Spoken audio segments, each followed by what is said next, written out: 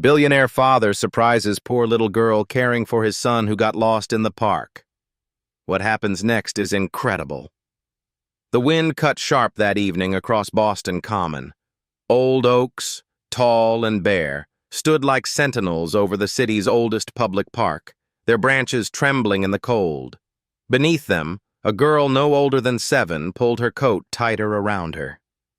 It was a coat too big, second-hand and missing 2 buttons. Sophie Ray had long stopped feeling the cold the way others did. After weeks of sleeping near the duck pond, cold was no longer something she feared. It was simply there. In her coat pocket, wrapped in a sandwich bag to keep it dry, was the only photo she had of her mother.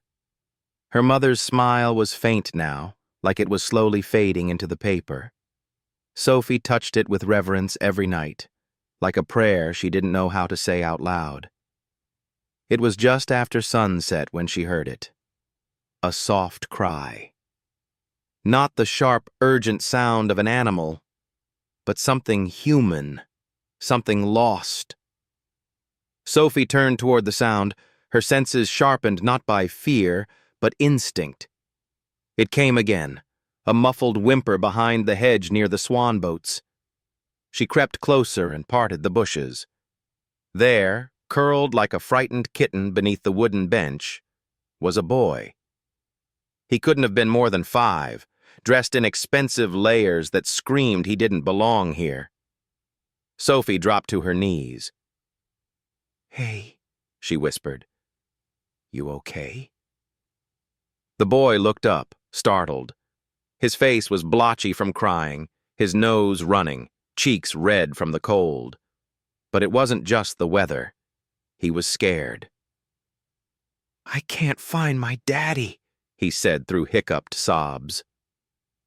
Sophie swallowed the tightness in her own throat. "What's your name?" "Caleb," he whispered.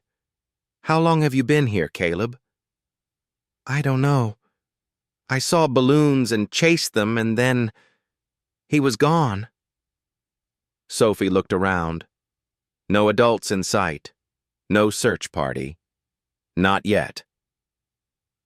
"Well," she said softly, sitting beside him, "you found me." She took off her coat and wrapped it around the boy, ignoring the chill that raced up her arms. Caleb's small fingers clutched the coat tightly. "You're not going to leave me?" he asked. "No," she said. "Promise."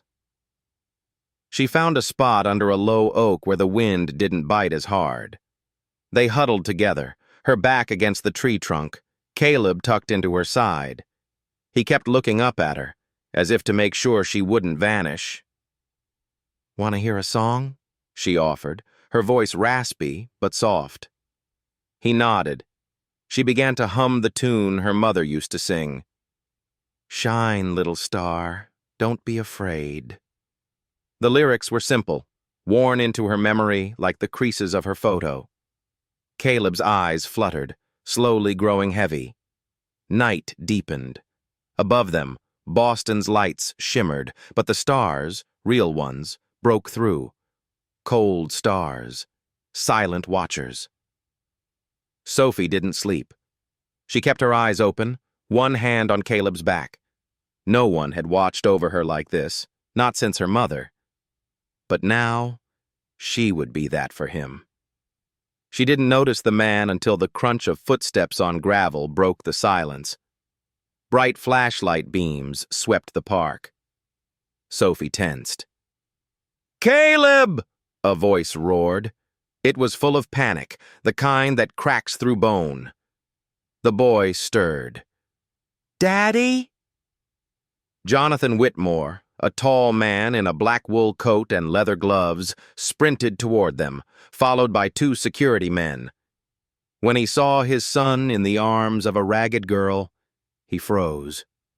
Sophie stood slowly.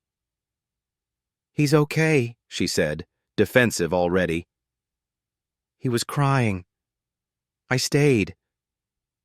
Jonathan dropped to his knees and scooped Caleb into his arms. Dad, Caleb sobbed, burying his face into his father's shoulder. Jonathan held him tightly, breathless with relief.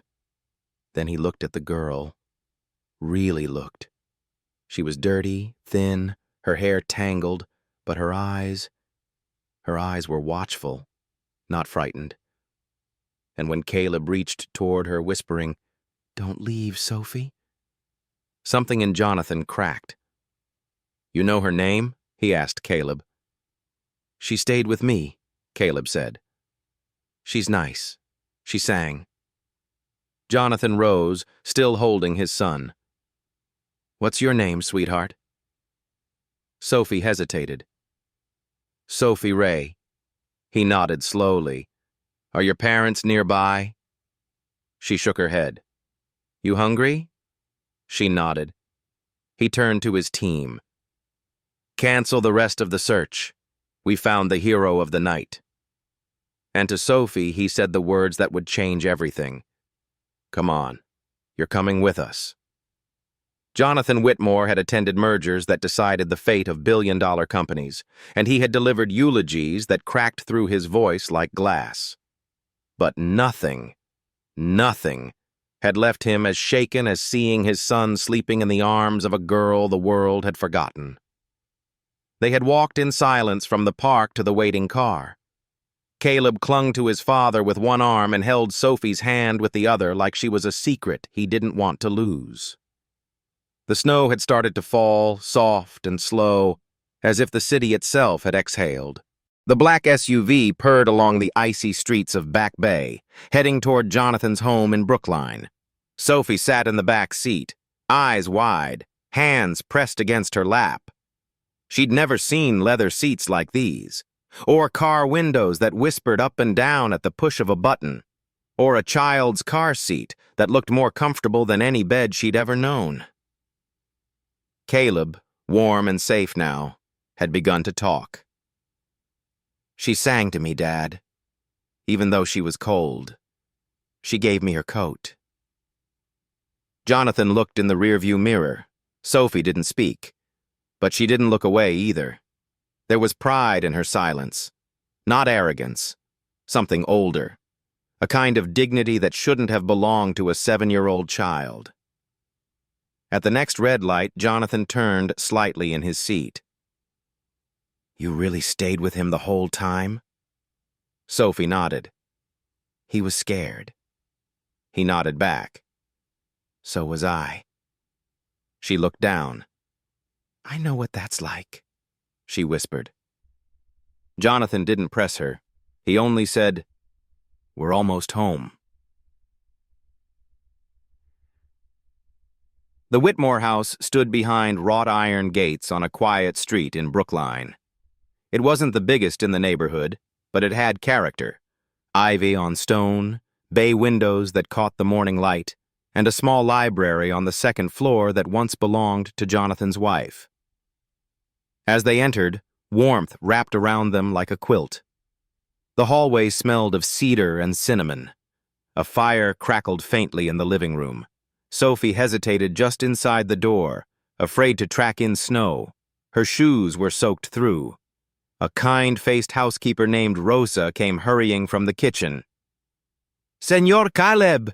Dios mío, you scared us! We were all worried sick!" Then she noticed the girl. Jonathan held up a hand gently. "This is Sophie. She found him. Stayed with him all night." Rosa blinked. "You're an angel," she said softly, and took Sophie's wet coat with reverence. "Dinner?" Jonathan asked. Rosa nodded. "Already warming. Chicken and rice. I'll make a plate for the young miss." Sophie followed the two men into the dining room. The table was set simply. No golden forks or 10-course meals. Just comfort food. A bowl of rice, warm chicken, roasted carrots. Jonathan motioned for Sophie to sit. She hesitated, then climbed into the chair slowly, like it might disappear. Caleb bounced into his seat. "She can stay for dinner, right, Dad?" Jonathan smiled. "She can stay for dinner?" They ate in near silence at first. the clink of forks, the occasional sigh from Caleb as he reached for a second helping. But the moment that lodged itself into Jonathan's chest came quietly, like a song note you didn't expect. Sophie took a bite, then froze. Her face changed just slightly. And then tears welled up in her eyes. Jonathan put down his fork. "What's wrong?" She shook her head. "Nothing." He waited. "It's just—" Her voice trembled. "It's warm. That's all." Not the food. The moment. The safety. The ordinary miracle of being invited in. Jonathan blinked hard, reached for his napkin, and Caleb grinned, tomato sauce on his cheek. "I told you she's cool." After dinner, Rosa guided Sophie upstairs to the guest room, a quiet space with lavender walls and a moon-shaped nightlight. It used to be the nursery when Caleb was born. It had stayed empty since. Jonathan tucked Caleb into bed, listening to his son chatter sleepily about the girl with brave hands and a soft song. "She wasn't scared of anything," he mumbled before sleep claimed him. Jonathan stood at the doorway long after, arms crossed, staring at the child he'd almost lost. Then he crossed the hall.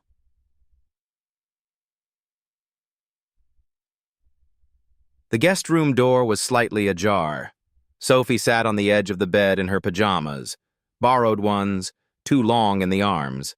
Her photo of her mother was on the nightstand beside the moonlight. She was staring at it. Jonathan knocked gently. "You okay?" She nodded. "You want anything? Water? Another blanket?" "No, thank you.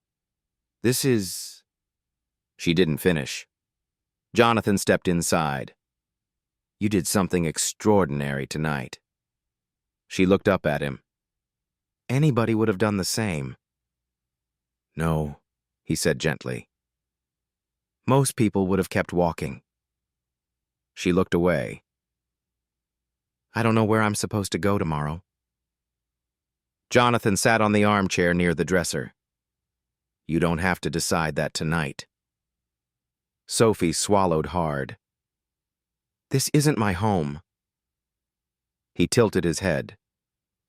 "Maybe not yet." She studied him. His posture, the tired but kind eyes. He didn't look like a man who pitied her. He looked like someone who had been tired for a long time and had just remembered how it felt to breathe. Sophie reached for the blanket and pulled it over her knees. "My mom used to say, when you feel small, look at the moon, because it's watching all of us." Jonathan smiled faintly. "My wife used to say something similar." "Is she gone?" Sophie asked softly. "Yes." She didn't say sorry, just nodded like she understood. Because she did. Jonathan stood slowly. "Good night, Sophie." She looked toward the photo. "Good night, Mom." He paused at the door. "Sleep well," he said. And as he stepped into the hallway, he heard her whisper, just barely, "Just for tonight. I'll pretend I belong." He leaned against the wall, shut his eyes, and let the ache settle. Morning light filtered softly through the sheer curtains of the guest room. The moon-shaped nightlight, still glowing faintly from the night before, cast a sleepy halo over the lavender walls. Sophie Ray stirred under the thick, downy comforter, a warmth she hadn't known in years. For a moment, she didn't remember where she was. Then she saw the framed photo on the nightstand, her mother's face, resting beside a ceramic figurine of a fox and a small crystal lamp shaped like a cloud. Her breath caught. It wasn't a dream. The house was real. The bed was real. The warmth still wrapped around her like something too generous to be permanent. Sophie sat up slowly, her fingers brushing the soft quilt. She slipped out of bed and padded to the window. Outside, the backyard glistened with early frost. Beyond the hedge, Boston whispered awake. Buses groaned, birds stirred, and sunlight spilled through branches like quiet applause. She heard a knock. "Come in," she said quickly, stepping back. Rosa opened the door with a warm smile and a folded towel in her hand. "Buenos dias, pequeña. There's a warm bath drawn for you and breakfast when you're ready." Sophie blinked. "A bath?" "See. And clothes. They're Caleb's old ones. He's always been tiny." Sophie hesitated. "I can show you," Rosa offered gently. Down the hall, steam curled from a white-tiled bathroom. The scent of lavender bubbles filled the air. A fresh towel hung neatly on the hook. Sophie stepped in slowly, unsure, until she touched the water with her toe. Warm, real, welcoming. Like kindness in liquid form. She bathed quietly, carefully, like she didn't want to disturb the gift. She washed her hair with rose-scented shampoo, her arms with soap shaped like a seashell. When she emerged, wrapped in softness, she found a folded sweater and jeans on the counter. They were too big, but clean. She slipped them on. Rosa was waiting with a hairbrush. "Would you mind?" Sophie asked, holding up her damp curls. Rosa brushed her hair gently, like a mother would. Downstairs, the breakfast table was set. Toast with jam, warm oatmeal, orange juice in a glass with a polar bear on it.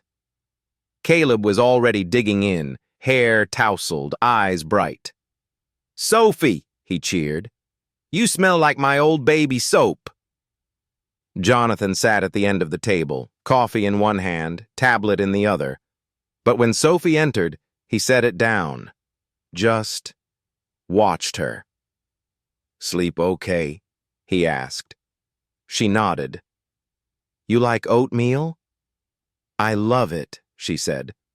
Because she did, and because no one had ever asked before. She took a seat beside Caleb.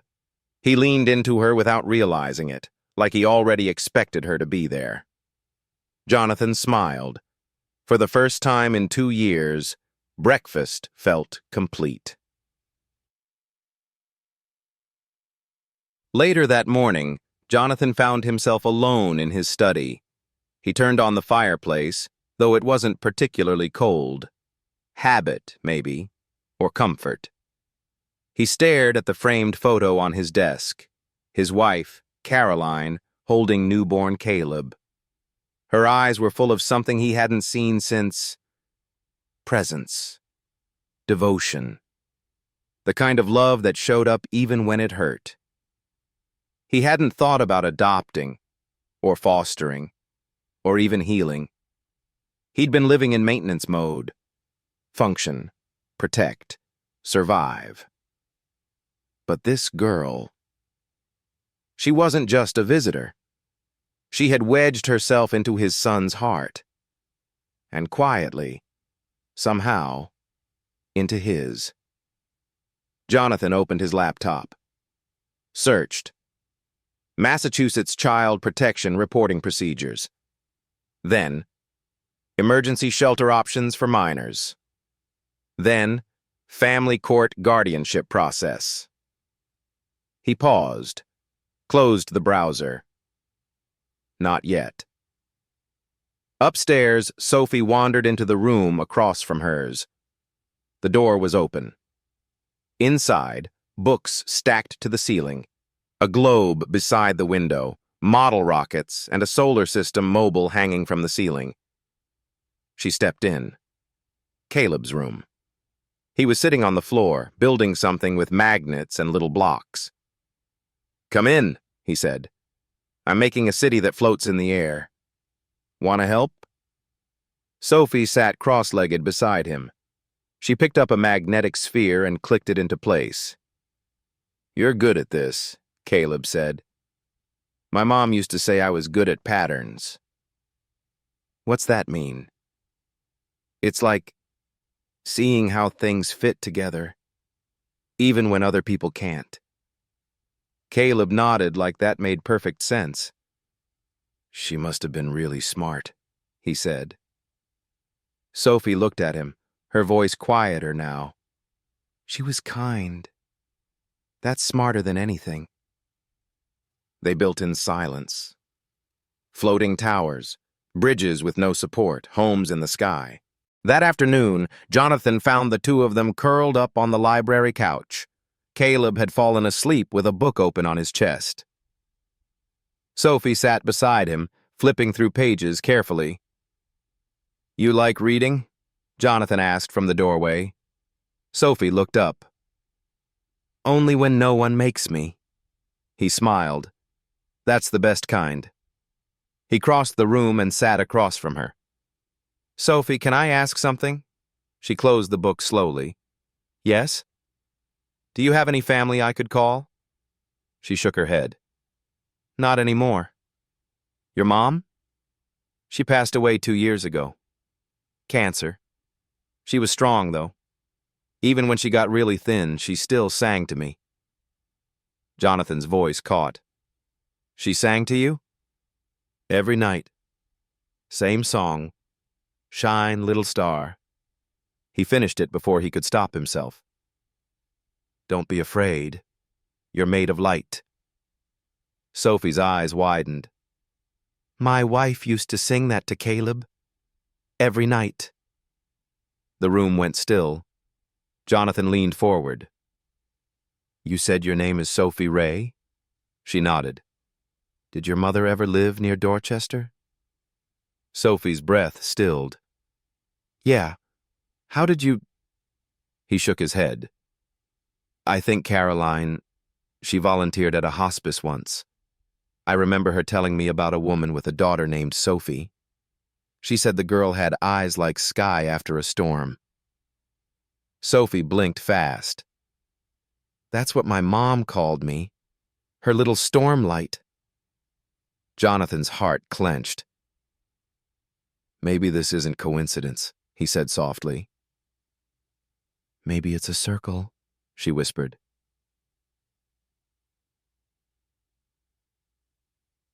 That night, Sophie brushed her teeth in the glowing bathroom, the moonlight night lamp already turned on. She placed her photo back on the nightstand, this time beside a new picture Caleb had drawn. A big house with a girl in the window and 2 stick figures waving up at her. She changed into the clean pajamas Rosa had left. They smelled like lilacs. She pulled the comforter up to her chin. But this time, she didn't whisper, just pretend. She whispered, Thank you. Jonathan stood outside her door again that night, just for a moment. He looked through the crack and saw the moonlight glowing gently across her cheek. He didn't step in, didn't say a word. He simply stood there, hand on the wall, and the thought struck him, not like thunder, but like a rising tide. She already belongs here, even if we haven't said it yet. Saturday mornings in Brookline were usually peaceful, joggers on Beacon Street, children dragging parents into corner bookstores, the faint chime of bells above bakery doors. That morning, the sky was unusually bright for January. Sunlight glinting off sidewalks, still rimmed with snow. Sophie had never seen a day so golden in winter. Jonathan had promised Caleb and Sophie a trip to Harvard Square. We need new books, he said, and I hear there's a cafe with cookies as big as your face. Caleb cheered. Sophie smiled quietly. She was still getting used to being included in such promises. She wore a soft, navy peacoat Rosa had found in storage, with buttons shaped like little stars. Caleb insisted she borrow one of his scarves, too, green and fuzzy, for extra luck. Jonathan drove them into Cambridge himself, despite his assistant's offer to send a driver. Feels more like a memory if I'm behind the wheel, he said, adjusting the rearview mirror as the children giggled in the back seat. Sophie sat by the window, watching the blur of a world she used to only see from sidewalks. Today, she was inside the frame. Today, she wasn't invisible. Harvard Square was bustling with weekend energy. Students carrying coffee cups, street musicians playing violins near the tea station, book lovers ducking into Grolier Poetry Bookshop. Sophie walked between Caleb and Jonathan, her mittened hand tucked into Jonathan's gloved one. "Do you think they'll have mystery books?" Caleb asked. "Only if you can solve them," Jonathan teased. Sophie lingered by a cart of second-hand paperbacks. The woman selling them smiled at her. "First book's free for kids with bright eyes," she said, handing Sophie a copy of The Secret Garden. Sophie clutched it to her chest like treasure. That's when she heard it, a voice sharp as broken glass, calling from behind. "Sophie!" The world tilted. Sophie froze. She knew that voice. It crawled up her spine like something venomous. She turned slowly, dread swelling in her chest. Rick. Rick was her mother's ex-boyfriend, not her father, not even a guardian. Just the man who used to leave bruises on walls and silence in rooms. The man who disappeared when her mother got sick.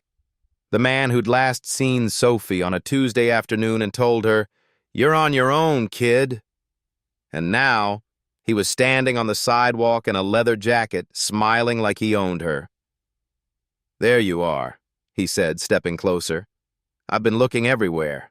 Jonathan turned, hand instinctively reaching for Sophie's shoulder. "Do you know him?" Sophie nodded once, her voice stuck. "I'm her dad," Rick announced too loudly to no one in particular. "She's been missing. I've filed police reports, you know." Jonathan narrowed his eyes. "You're her legal guardian?" "Same thing," Rick said, waving a hand. "I raised her." Sophie's fists clenched. "You left me," she said quietly. Rick chuckled. "Kid says the darndest things, huh?" Jonathan stepped forward, placing himself between them. "You're not taking her." Rick's eyes flicked to Jonathan's coat, his shoes, the watch. "You're the one harboring her? She's not a fugitive. She's a child, and right now, she's under my care." "Yeah," Rick sneered. "You think this is over? I want her back." "Why?" Sophie asked suddenly, voice rising. "You never cared. You left when Mom died. You said I was bad luck." People had begun to watch. A violinist stopped mid-note. Rick stepped closer. "She's mine. You want to keep her?" His eyes gleamed. "Then pay for her." Jonathan's jaw clenched. "You're asking for money? For a child?"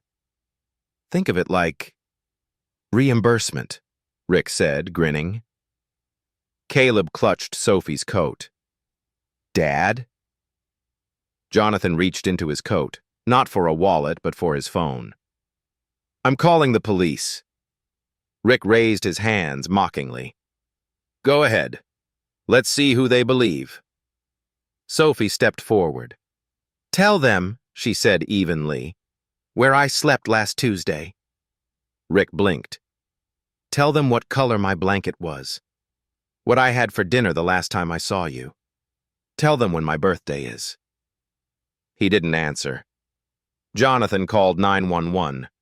Rick took a step back. "You'll regret this." "No," Jonathan said, voice like iron. "You will." Sophie stood trembling but upright.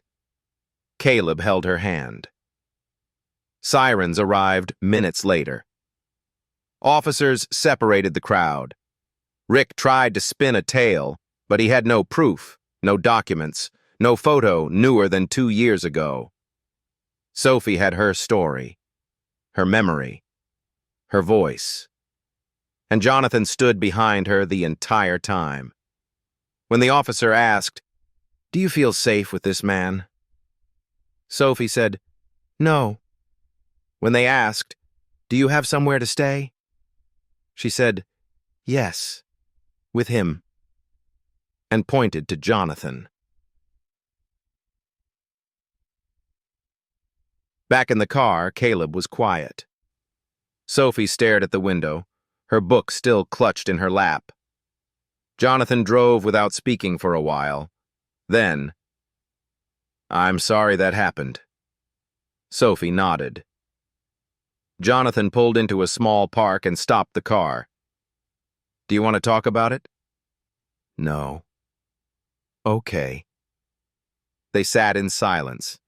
Then Sophie said, barely audible, "He never tucked me in, never asked what I liked. He never made breakfast or read stories. He just existed around me." Jonathan looked straight ahead. "People can claim a lot with words," he said. "But family, that's in what they show up for, what they stay for." Sophie swallowed hard. "I don't want to disappear again." Jonathan turned to her fully. "You won't." She blinked at him. "I'm not letting you go, Sophie. We'll figure this out. Together." She looked at him as if measuring the truth in his words. "Even if it's messy?" He nodded. "Especially if it's messy." She smiled, just a little. The first since the bookstore. That evening, Rosa made hot cocoa with extra whipped cream. Caleb brought his Lego set to the living room, spreading it like an offering. Sophie joined him, quietly at first, then more boldly. Jonathan made a call, to an attorney, then another, to a counselor who specialized in trauma and children. Before bedtime, Sophie stood at the top of the stairs, watching the firelight flicker below. Jonathan looked up. "You okay?" She stepped down slowly. "That man might come back." "I'll be here," he said simply. "Even if it's scary?" He smiled. "Especially then." She walked down and stood in front of him. "You don't have to protect me," she whispered. "I want to," he answered. "But more than that, Sophie, I see you." Her eyes filled. She nodded once and turned toward her room. The courthouse on 9th Street stood like a quiet sentinel, pale gray against a sky veiled in winter mist.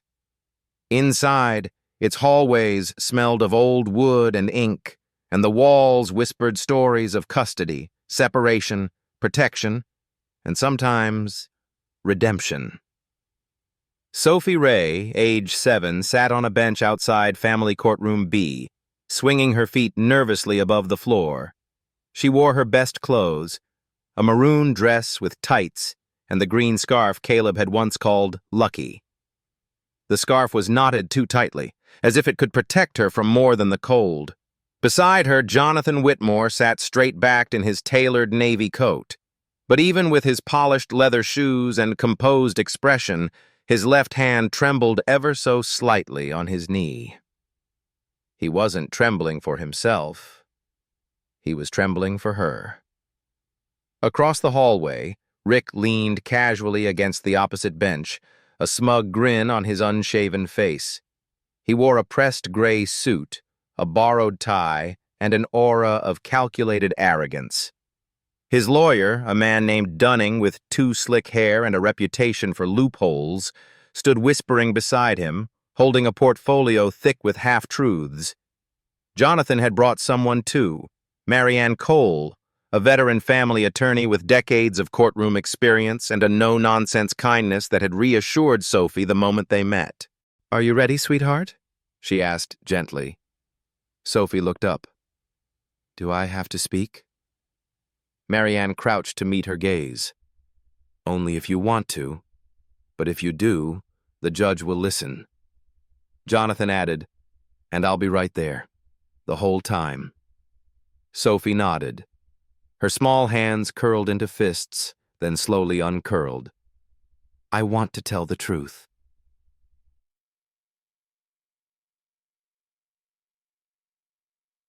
The courtroom was wood-paneled and windowless, lit by quiet ceiling lights that cast long shadows over the judge's bench. A plaque read, Honorable Judith Myers, presiding. The judge herself was a tall woman in her 60s with silver hair pulled into a no-nonsense bun. She looked like someone who had seen everything and still hadn't stopped believing in what was right. Rick's lawyer spoke first.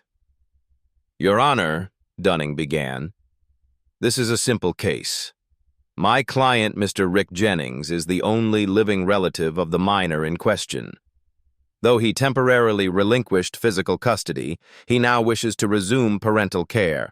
The child has no biological relation to Mr. Whitmore, and continued placement with a non-relative, no matter how well-intentioned, contradicts state precedent.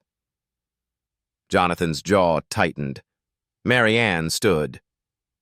Your Honor, while Mr. Jennings may share a legal link as the mother's former partner, he has no blood relation to Sophie Ray. Furthermore, he abandoned the child, failed to provide housing, food, or education, and made no attempt to contact state services on her behalf. Mr. Whitmore has not only provided immediate care and housing, but also seeks permanent guardianship based on the child's stated desire and emotional well-being. Judge Myers raised a brow. And the child wishes to remain with Mr. Whitmore? Yes, Your Honor, Mary Ann said. Rick scoffed audibly. She's 7. She doesn't know what she wants. The judge's eyes narrowed. Mr. Jennings, if you speak out of turn again, I'll hold you in contempt. Rick held up his hands, muttering under his breath. Judge Myers glanced toward the bench where Sophie sat, legs still swinging gently, green scarf tied around her throat like a flag of hope. Sophie Ray, the judge said, would you be willing to speak with the court? Sophie stood. Her knees wobbled slightly, but she walked forward with quiet strength. Jonathan met her eyes, gave a small nod. She stepped up onto the wooden stool placed in front of the bench and looked up.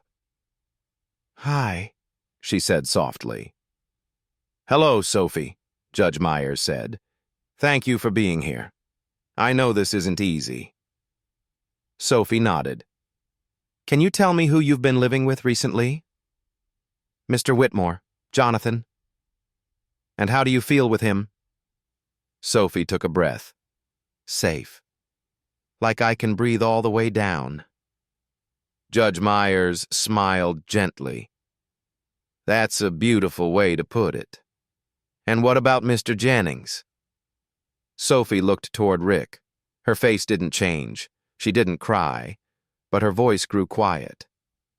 He left me. He told me to figure it out. He said I was a problem he didn't need. Rick jumped to his feet. Lies! Judge Myers banged the gavel. Mr. Jennings, one more outburst and you will be escorted out. Rick sat down, grumbling. Judge Myers turned back to Sophie. And do you believe Mr. Whitmore treats you fairly? Sophie nodded. He listens. He doesn't yell. He makes breakfast even when he's tired. And he came back. He didn't leave. The room went still. Judge Myers leaned forward. Is there anything else you want to say, Sophie? Sophie's hands twisted in her lap. Then she looked up, not at the judge, but straight at Rick. You never looked at me like he looks at Caleb, she said, voice clear now. You never called me brave. You never asked me what I dreamed about. A long silence followed, and then Rick said something that sealed his fate. She's a kid, not a saint. What's she even worth to you? He muttered to Jonathan. Judge Myers blinked slowly. Excuse me? Rick shrugged. If he wants her that badly, why not cut a deal? Everything has a price. The courtroom froze. Mary Ann rose. Your Honor, I think that statement speaks for itself. The judge looked straight at Rick. You are speaking about a child, sir. Not a transaction, not a business deal. She turned back to Sophie. Thank you, my dear. You may step down. Sophie walked back to the bench. Jonathan stood as she passed. She paused beside him, then, without thinking, slipped her hand into his. An hour later, Judge Myers returned with her ruling. The court finds that continued custody with Mr. Jennings is not in the best interest of the child. Immediate guardianship will be granted to Mr. Jonathan Whitmore, pending full adoption proceedings, should he choose to pursue them. Rick stood. This is ridiculous. Two bailiffs moved toward him. He swore loudly as he was led from the room, eyes darting between Sophie and Jonathan with fury and disbelief. But Sophie didn't flinch. She sat still. And then, slowly, a tear rolled down her cheek. Not from fear, but relief. Jonathan leaned down. You okay? She turned to him. I think I just got chosen. He pulled her into his arms. You were never up for sale, sweetheart. Not ever.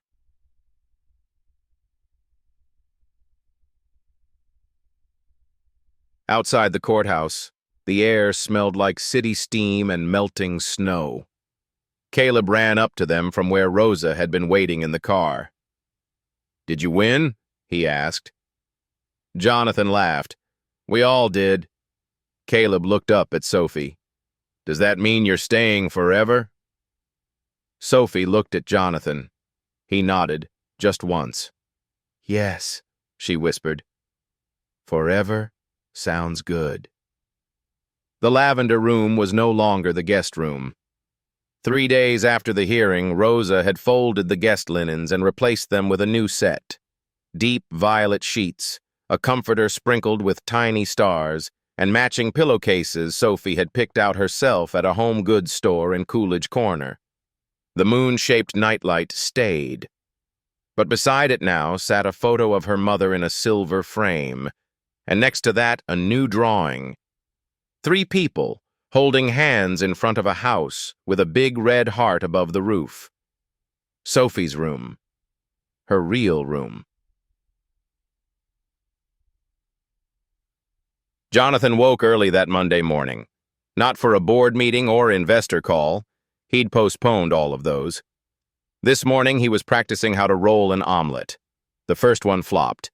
The second stuck to the pan. On the third try, Rosa took pity and stepped in.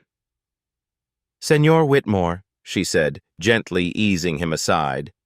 Maybe start with something easier. He gave a sheepish smile.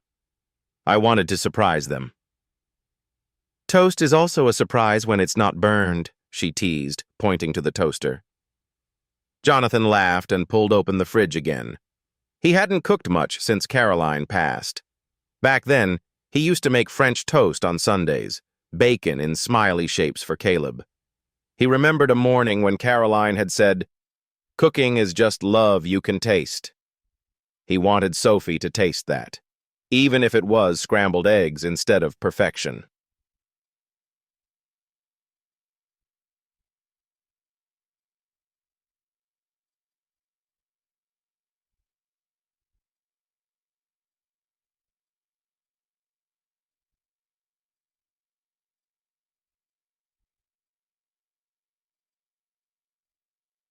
Upstairs, Sophie stood in front of the mirror, combing her hair carefully. She wore a long-sleeved sky blue shirt and jeans that still felt a little stiff from the store.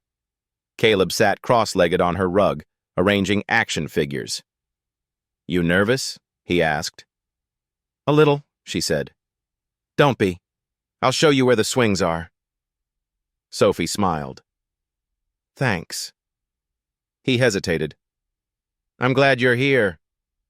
She turned to look at him. I'm glad, too. Downstairs, the table was already set. 3 plates, 3 cups, 2 sets of little forks and 1 grown-up-sized coffee mug. In the center sat a slightly uneven plate of scrambled eggs, toast triangles, and apple slices shaped like stars. Sophie stared at it, almost afraid to sit down. "Made by yours truly," Jonathan said, holding out a chair. "Rosa supervised to make sure I didn't cause a fire." Sophie sat down slowly. "Looks amazing," Caleb said, grabbing a slice. Sophie picked up a fork, then paused. Jonathan tilted his head. "Everything okay?" She nodded. It's been a long time since someone made breakfast just for me." Jonathan sat across from her, voice soft. "Well, get used to it." They ate in peace. No phones, no rushing, just the hum of morning and the occasional sound of Caleb chewing with joy. Halfway through, Sophie picked up her napkin, unfolded it, and blinked. Inside was a handwritten note. "Welcome home, Sophie. Dad." Her hands trembled slightly. "Jonathan," she whispered. He looked up. "Yes?" She swallowed. "Can I call you Dad?" He didn't answer right away. Instead, he stood, walked to her side, and knelt beside her chair. "I would be honored." She nodded, and for the first time said it aloud. "Thank you, Dad." Caleb grinned so wide he nearly choked on his toast. That afternoon, Jonathan drove them both to Brookline Elementary. "I've already spoken to the school counselor," he explained. "They know your background, Sophie, and they'll help however you need." Sophie gripped the straps of her backpack.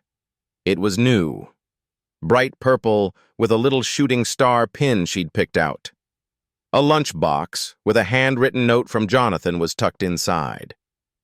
Outside the building, other children poured out of minivans, buses, and sidewalks. Some waved to friends. Others clutched their parents' hands. Sophie took a step back. "I don't know anyone." Jonathan knelt beside her again. "You know Caleb." She nodded. "And you know yourself. And that's more than enough." She smiled faintly. Caleb ran ahead, then doubled back. "You coming?" Sophie exhaled and took a step forward, and then slowly a tear rolled down her cheek, not from fear, but relief. Jonathan leaned down. "You okay?" She turned to him. "I think I just got chosen." He pulled her into his arms. "You were never up for sale, sweetheart. Not ever." Outside the courthouse, the air smelled like city steam and melting snow. Caleb ran up to them from where Rosa had been waiting in the car. "Did you win?" he asked. Jonathan laughed. "We all did." Caleb looked up at Sophie. "Does that mean you're staying forever?" Sophie looked at Jonathan. He nodded, just once. "Yes," she whispered. "Forever sounds good." The lavender room was no longer the guest room. 3 days after the hearing, Rosa had folded the guest linens and replaced them with a new set. Deep violet sheets, a comforter sprinkled with tiny stars, and matching pillowcases Sophie had picked out herself at a home goods store in Coolidge Corner. The moon-shaped nightlight stayed. But beside it now sat a photo of her mother in a silver frame. And next to that, a new drawing. 3 people, holding hands in front of a house with a big red heart above the roof. Sophie's room. Her real room. Jonathan woke early that Monday morning. Not for a board meeting or investor call, he'd postponed all of those. This morning, he was practicing how to roll an omelet. The first one flopped. The second stuck to the pan. On the third try, Rosa took pity and stepped in. Senor Whitmore, she said, gently easing him aside. Maybe start with something easier. He gave a sheepish smile. I wanted to surprise them. Toast is also a surprise when it's not burned, she teased, pointing to the toaster. Jonathan laughed and pulled open the fridge again. He hadn't cooked much since Caroline passed. Back then, he used to make French toast on Sundays, bacon in smiley shapes for Caleb. He remembered a morning when Caroline had said, "Cooking is just love you can taste." He wanted Sophie to taste that, even if it was scrambled eggs instead of perfection. Upstairs, Sophie stood in front of the mirror, combing her hair carefully. She wore a long-sleeved sky-blue shirt and jeans that still felt a little stiff from the store. Caleb sat cross-legged on her rug, arranging action figures. "You nervous?" he asked. "A little," she said. "Don't be. I'll show you where the swings are." Sophie smiled. "Thanks." He hesitated. "I'm glad you're here." She turned to look at him.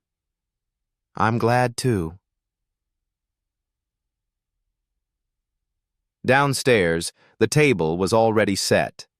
3 plates, 3 cups, 2 sets of little forks, and 1 grown-up-sized coffee mug. In the center sat a slightly uneven plate of scrambled eggs, toast triangles, and apple slices shaped like stars. Sophie stared at it, almost afraid to sit down. "Made by yours truly," Jonathan said, holding out a chair. "Rosa supervised to make sure I didn't cause a fire." Sophie sat down slowly. "Looks amazing," Caleb said, grabbing a slice. Sophie picked up a fork, then paused. Jonathan tilted his head. "Everything okay?" She nodded. It's been a long time since someone made breakfast just for me." Jonathan sat across from her, voice soft. "Well, get used to it." They ate in peace. No phones, no rushing. Just the hum of morning and the occasional sound of Caleb chewing with joy. Halfway through, Sophie picked up her napkin, unfolded it, and blinked. Inside was a handwritten note. "Welcome home, Sophie. Dad." Her hands trembled slightly. "Jonathan," she whispered. He looked up. "Yes?" She swallowed. "Can I call you Dad?" He didn't answer right away. Instead, he stood, walked to her side, and knelt beside her chair. "I would be honored." She nodded and, for the first time, said it aloud. "Thank you, Dad." Caleb grinned so wide he nearly choked on his toast. That afternoon, Jonathan drove them both to Brookline Elementary. "I've already spoken to the school counselor," he explained. "They know your background, Sophie, and they'll help however you need." Sophie gripped the straps of her backpack. It was new, bright purple with a little shooting star pin she'd picked out. A lunchbox with a handwritten note from Jonathan was tucked inside. Outside the building, other children poured out of minivans, buses, and sidewalks. Some waved to friends, others clutched their parents' hands. Sophie took a step back.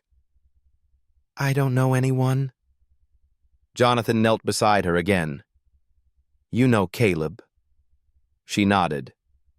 "And you know yourself. And that's more than enough." She smiled faintly.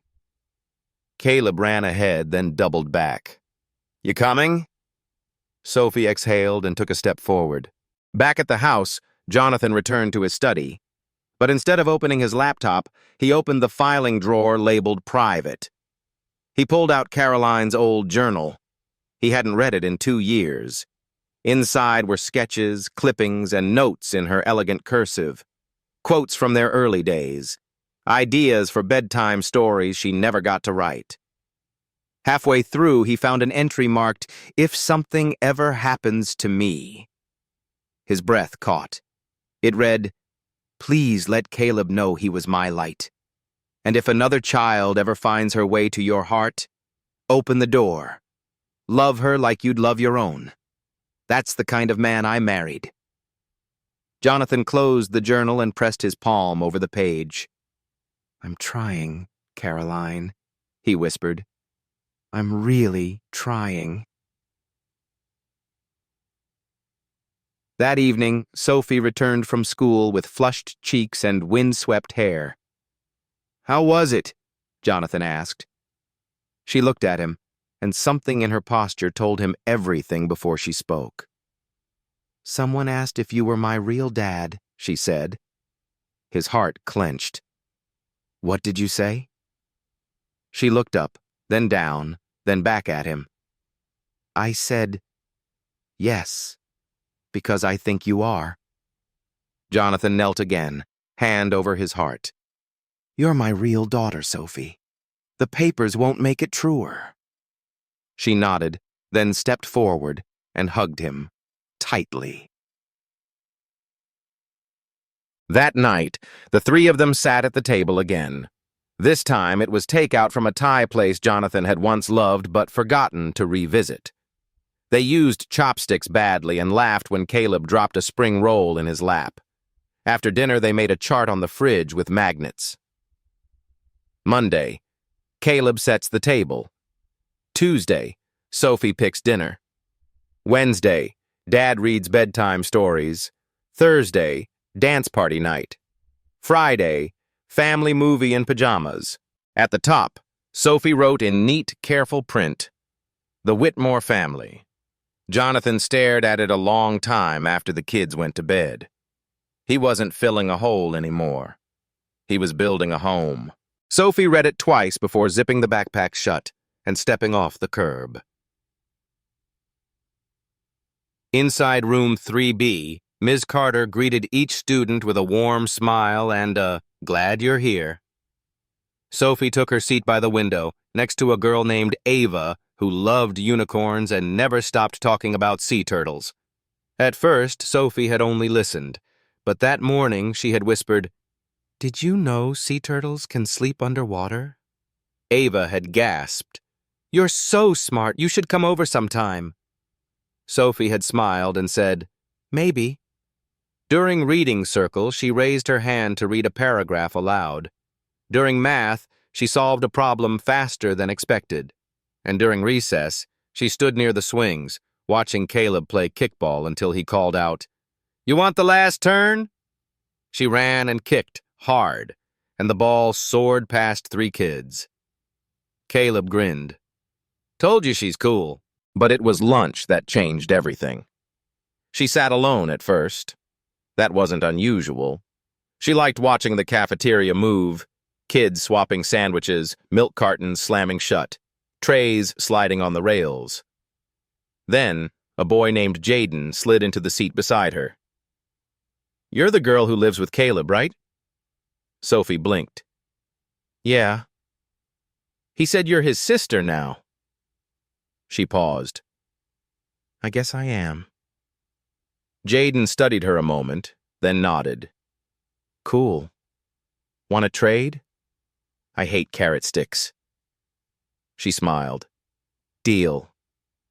By the end of lunch, Sophie had 4 new names in her memory and 2 kids who invited her to play jump rope after school.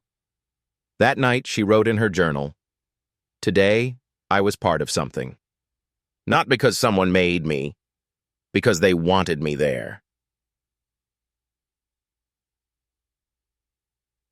Meanwhile, back home, Jonathan sat in his home office, but he wasn't thinking about quarterly reports or board projections. He was reading an email from Ms. Carter. It said, "Mr. Whitmore, just wanted to let you know, Sophie helped another student today during reading. She's gentle and smart, and when one of the new students got nervous, Sophie whispered, 'It's okay. We're all a little scared when we're new. I thought you should know she's already becoming a light here. And when I asked who she lives with, she said, with the dad of my best friend. But now he's just my dad, too.'" Warmly, Ms. Carter Jonathan read the message twice. then once more, and then he sat back, pressed his hand to his chest, and closed his eyes.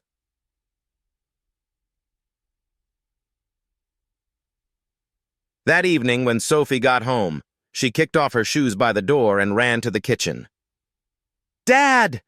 I got picked for class ambassador next week!"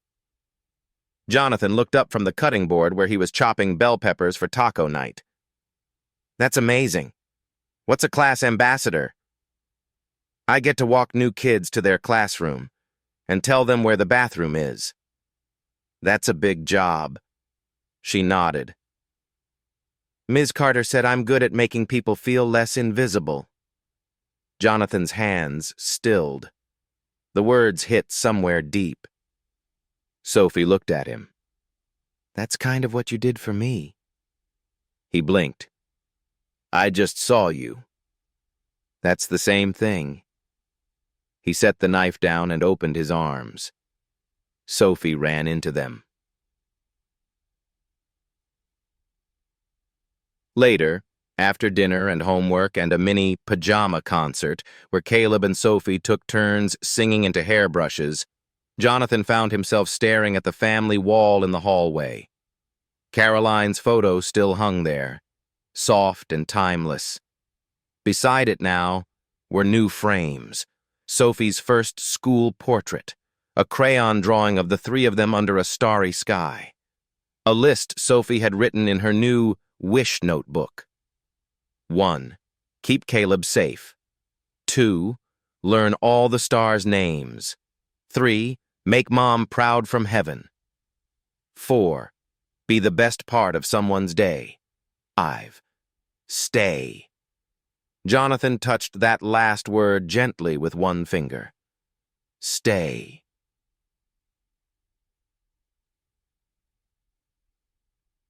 At bedtime, Sophie brushed her teeth while humming Shine, Little Star.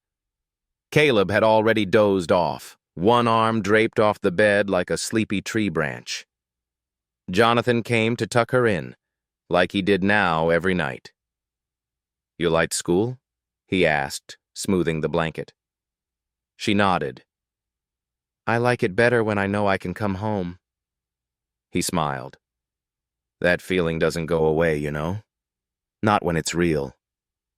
Sophie looked at the moonlight lamp, then at the photograph of her mother beside it. "Do you think she'd be proud of me?" Jonathan sat on the edge of the bed. "I think she is, every single day." Sophie yawned and pulled the blanket to her chin. "She never got to see me in a uniform," she whispered. Jonathan leaned down and kissed her forehead. "But I did. And I'm not going anywhere." Her eyes fluttered shut. "Okay."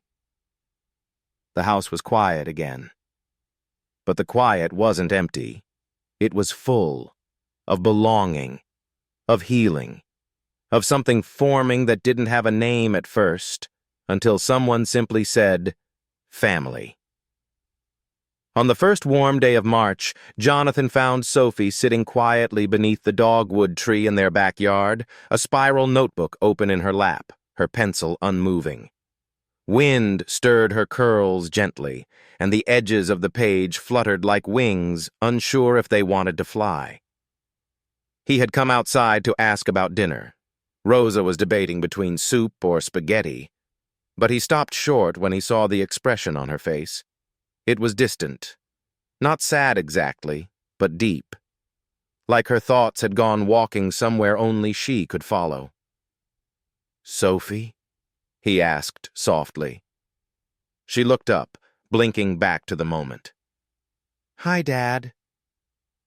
He sat beside her on the stone bench. "What are you writing?" "Not really writing. Just thinking."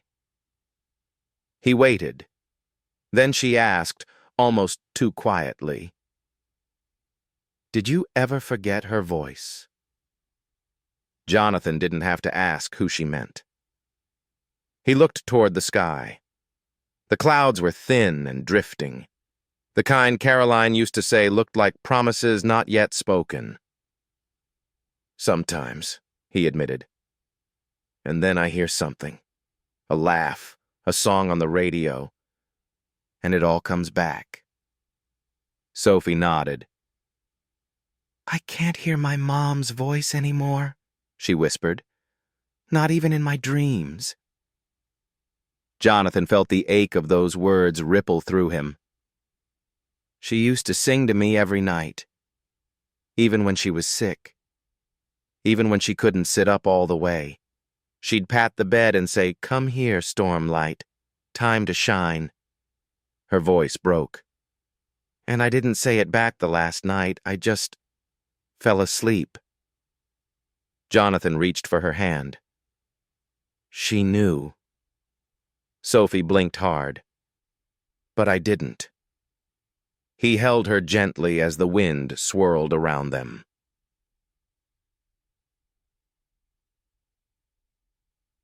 That evening, Jonathan searched through the attic. It took him nearly an hour to find it. A box marked Caroline, Hospice Volunteer Days. Inside were photos, letters, and a worn cassette tape labeled Sophie and Melody, Room 412. He carried it downstairs with reverence. In the living room, he placed the cassette in an old player. Sophie and Caleb sat cross-legged on the carpet, their eyes wide. A low hiss gave way to faint voices. Then, "Ready?" a woman's voice said cheerfully. "Ready," another voice replied, weaker, but steady. And then it came, a soft melody. "Shine, little star. Don't be afraid," Sophie gasped. "That's her." The room went still. Jonathan listened too, not just to the music, but to Carolyn's laugh in the background, the way she gently hummed along. Two mothers, two women who had met in a hospice room years ago. Their voices had met before their children ever did. Caleb leaned against Sophie's shoulder. "Mom sang that to me too," he whispered. Sophie closed her eyes. "I thought it was just ours." Jonathan smiled gently. "Maybe that's why it found you again. Maybe it was meant to come back." Later that night, after the kids were asleep, Jonathan found himself sitting at the piano in the den. He hadn't touched it in years. But tonight, he lifted the cover, pressed a key, and let the note ring.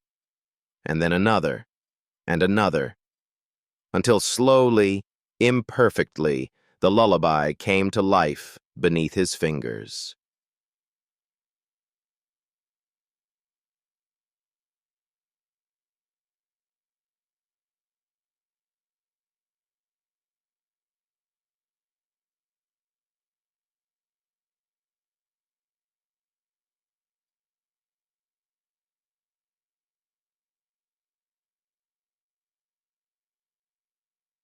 The next morning, Sophie came downstairs with a folded piece of paper. She handed it to Jonathan over breakfast. On the front, in careful cursive, it said, "What my mother didn't stay long enough to teach me." Inside was a list. 1. How to braid my own hair. 2. What to wear to a school recital. 3. How to talk to someone I like. 4. How to forgive people who didn't stay. 5. How to feel safe and not guilty at the same time. Jonathan read every word. Then slowly he turned the page over. On the back, another list. What she taught me anyway. 1. Kindness doesn't ask for thanks. 2. Being scared doesn't mean you're weak. 3. Love can sound like a song. 4. Family isn't always who you're born to. It's who comes back. 5. I'm allowed to be loved again. He looked up, eyes glistening.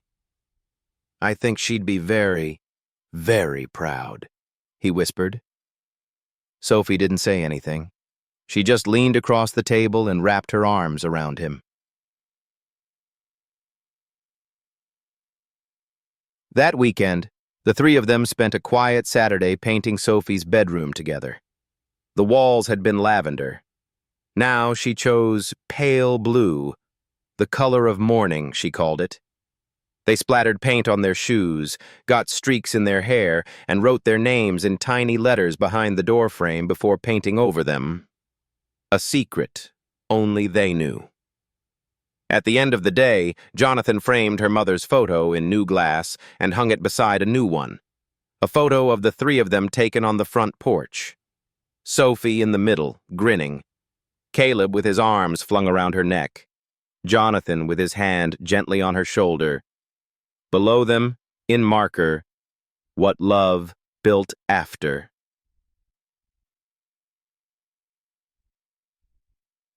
That night, under the soft hum of her moonlight lamp, Sophie whispered aloud, "Mom, I didn't forget you, but I think you sent me here." Then, turning slightly toward the hallway, "And I think he's helping teach me the rest." And from the doorway, Jonathan, who had been listening quietly, placed his hand over his heart and whispered back, "Every lesson I teach, I learn from you too." The Saturday started like most others at the Whitmore house, with pancake batter on the stove, cartoon music humming from the living room, and Caleb racing a toy truck across the kitchen tiles. Sophie, however, was nowhere to be found. She had woken up early, long before the sun painted its first brushstrokes across the pale blue of her newly painted walls. And instead of joining the others downstairs, she sat cross-legged in her room with a box of colored pencils, a roll of tape, and a silence that felt sacred. This was something she needed to do alone. It began with a single figure, a girl with brown curls and a purple dress, standing in front of a house with a red door and smoke curling softly from the chimney. Then came the boy with a wide grin and messy yellow hair, and the tall man in a blue sweater with one hand resting protectively over both their shoulders. Over the roof, Sophie drew a red heart. Not perfect, a little lopsided, but full. Then she added something only she could have drawn. 2 stars shining down through the paper sky, one with long, wavy lines around it. Her mother. The other smaller and rounder, glowing with a soft halo. Caroline. 2 mothers. 2 lights. Watching. She taped the finished drawing to the wall just beside her bed. It wasn't framed, but it didn't need to be. The drawing was the frame of what they had become. And then she quietly walked to the hallway and called out, "Dad?" Jonathan appeared with a dish rag in one hand and a spatula in the other. "What is it, sweetheart?" "I want to show you something," she said. He followed her upstairs, his socks sliding on the hardwood. Sophie pointed to the drawing. Jonathan stared. His throat tightened, but he didn't speak right away. His eyes followed every line, from the chimney smoke to the crooked little mailbox with the W on it, then to the 2 stars overhead. "She's still part of it," Sophie whispered. "Both of them are." Jonathan slowly crouched beside her. "You made a family picture." She nodded. "I didn't know where to put it, but this wall felt like the right place." Jonathan touched the edge of the paper with reverence. "It is." Sophie looked up at him. "You can draw something too if you want." He hesitated. "I haven't drawn anything maybe since I was 12. "You don't have to be good. It just has to be true." He smiled. So he took a pencil and added something simple, a small tree, just to the side of the house, and next to it, 3 initials inside a heart. J+C+S. Botsa. Later that day, Caleb came upstairs, saw the drawing, and gasped. "Wait! I want to add something too!" He ran to get crayons and drew a lopsided dog near the porch. "That's Barkley," he announced proudly, even though they didn't own a dog. Then he drew a rainbow over the whole scene, with each stripe slightly off kilter. Sophie laughed. "Now it's really perfect." Jonathan took a photo of the drawing and saved it to a folder on his phone titled Forever Things. That evening, while the kids were watching a nature documentary curled up on the couch, Jonathan sat alone at Caroline's piano. He opened the lid gently, ran his fingers along the keys, and let the memory rise. But it wasn't Caroline's voice he heard now. It was Sophie's, humming off-key in the shower last week. It was Caleb's laughter at the dinner table. It was the silence between them, filled not with loss anymore but with presence. He began to play, not the lullaby this time, but something new, softer, built of 3 chords and something unnameable. And then he stopped and walked upstairs. He stood in front of his bedroom closet, staring at 2 photo frames that had gathered dust on the top shelf. One was Caroline's official hospital badge from her years at Beth Israel. The other, a photo of her and Sophie's mother in room 412, both smiling, both holding hands. He hadn't known Caroline kept it. He took the frame down, brushed off the glass, and walked into Sophie's room. Sophie sat up, startled. "Dad?" Jonathan didn't speak at first. He walked to the dresser where Sophie kept the photo of her mother and placed the frame beside it. 2 mothers, 2 lights, 1 home. Sophie stared. You had that all this time?" Jonathan nodded. "I didn't know what to do with it before, but I do now." Sophie's voice trembled. "Thank you." He knelt beside her. "I think Caroline knew what I didn't," he said, "that someday all our pieces would find each other." Sophie reached for his hand. "She believed in second chances?" "She believed in you before I even met you." That night, Sophie couldn't sleep. She climbed out of bed and tiptoed into Caleb's room. He was snoring softly, one leg dangling over the side. She smiled, then walked downstairs. She didn't know what she was looking for until she found it. Jonathan's desk light still on, soft jazz playing from the record player in the corner. He was writing something, a letter, maybe, but looked up when he saw her. "Can't sleep?" She shook her head. "Want some tea?" She nodded. They sat at the kitchen table in their pajamas, sipping chamomile from mismatched mugs. Then Sophie asked, "Do you think she's proud?" "Who?" "Caroline." Jonathan took a breath. "I think she'd be proud that we kept going, that we made something good after something hard." Sophie wrapped both hands around her mug. "Me too." She looked toward the hallway, where the family wall was lit only by a nightlight. Then she said softly, "I'm not scared of falling asleep anymore." Jonathan smiled. "Why not?" "Because now, I know what I'll wake up to." It was the last day of school before spring break, and Sophie Ray clutched her folder tightly as she stepped off the yellow school bus in front of the Whitmore house. Her cheeks were flushed pink from the wind, and her backpack bounced with each step she took toward the porch. But what stood out wasn't the A+ paper inside her folder. It was the way she ran. Not cautiously, not like a guest trying not to overstay. She ran like someone who belonged. Jonathan opened the front door just as she hit the last step, dropping her bag and launching into his arms. "Whoa!" he laughed, steadying himself. You're getting faster. She held up the paper, proud. I got full marks on my writing assignment. He took the paper gently. It was titled, My Forever Home, written in neat, careful print, decorated with stars. Want to read it to me? He asked. Sophie shook her head. No, I want you to read it. Out loud. So they sat on the porch swing, the late afternoon light painting golden ribbons across the wooden floorboards, and Jonathan read, My Forever Home. Some people think a home is a place, but I think a home is a feeling. I found mine the day I wasn't looking for it.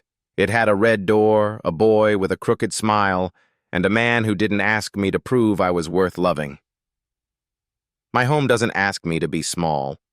It lets me take up space. It lets me make mistakes. It lets me write my name on the wall and not worry it will be erased. My home smells like pancakes and lavender shampoo. It sounds like laughter, piano music, and sometimes just quiet breathing in the same room. My forever home is not where I was born. It's where someone chose me and I chose them back.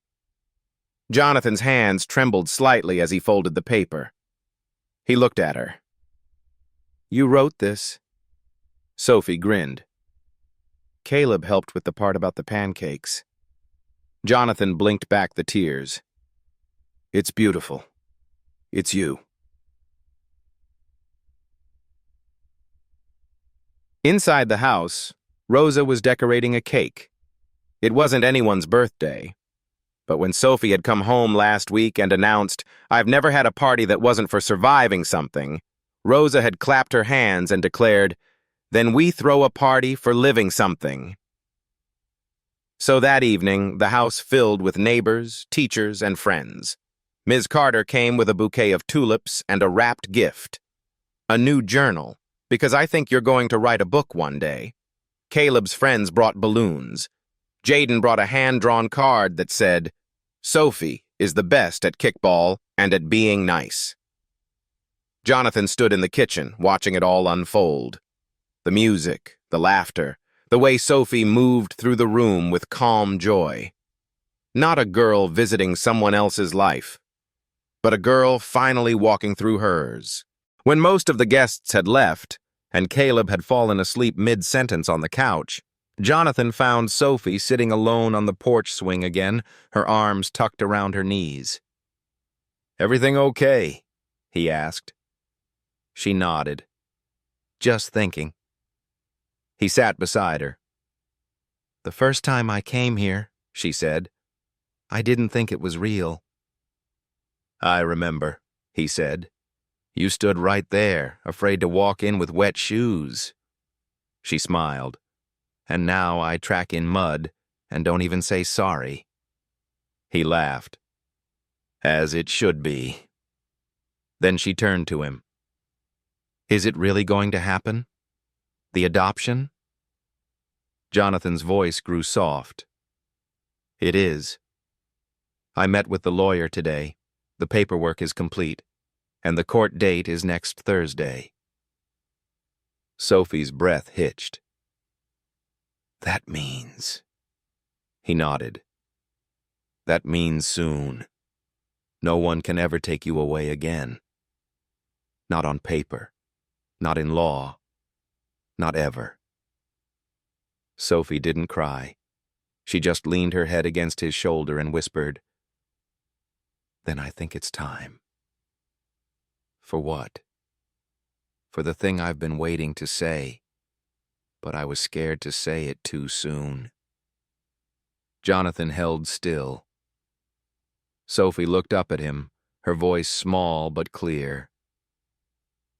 Dad, I love you. Jonathan swallowed hard, and then without hesitation, I love you too, Sophie Ray Whitmore, more than I ever thought I could love anything again. The following week, the adoption hearing was held in a quiet Boston courtroom. Judge Myers, the same one from the custody case, looked at the paperwork, then at the little girl standing beside the man who had once only come looking for his lost son. "I've reviewed all documentation," she said, "but the part that matters most has already been written." She glanced at Sophie. "Miss Whitmore, do you wish to become the legal daughter of Mr. Jonathan Whitmore?" Sophie didn't hesitate. "Yes, Your Honor."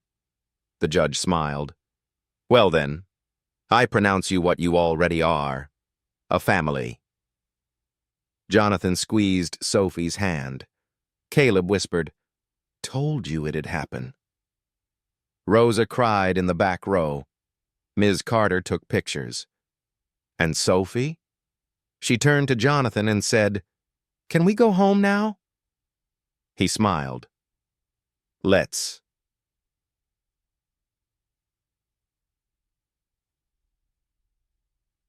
Back at the house, a new nameplate had been added to the mailbox. Whitmore, J.C.S. Inside, Sophie ran to her room, placed her adoption certificate on the dresser beside the framed photo of her mother, and whispered, "We made it." Then she added a new drawing to the wall, this time of a house with 2 doors wide open and sunlight pouring through. That night, as the moon rose and the nightlight glowed its familiar crescent across the walls, Sophie lay in bed, arms behind her head, smiling at nothing. Not because life was perfect, but because it was theirs. And finally, it was home. Thank you for staying with us until the very last line of The House That Belonged to Her, the story of a little girl who once wandered beneath the oaks of Boston Common and finally found a home to call her own. If this story touched your heart, if you believe that every child deserves to be chosen, to be loved, and to hear their name spoken in a home that is theirs, then please consider subscribing to this channel. It's more than just a click. It's a quiet reminder that warm, healing stories still matter in this world. Thank you for listening. Thank you for believing that love, even late, can still be a miracle. See you in the next story, where another heart is waiting to be healed. Hit that subscribe button if you believe in kindness, hope, and second chances. Because sometimes all it takes is a look, a warm meal, or a little girl asking, "Can I call you Dad?" to change a life forever. We'll meet again in the next stories.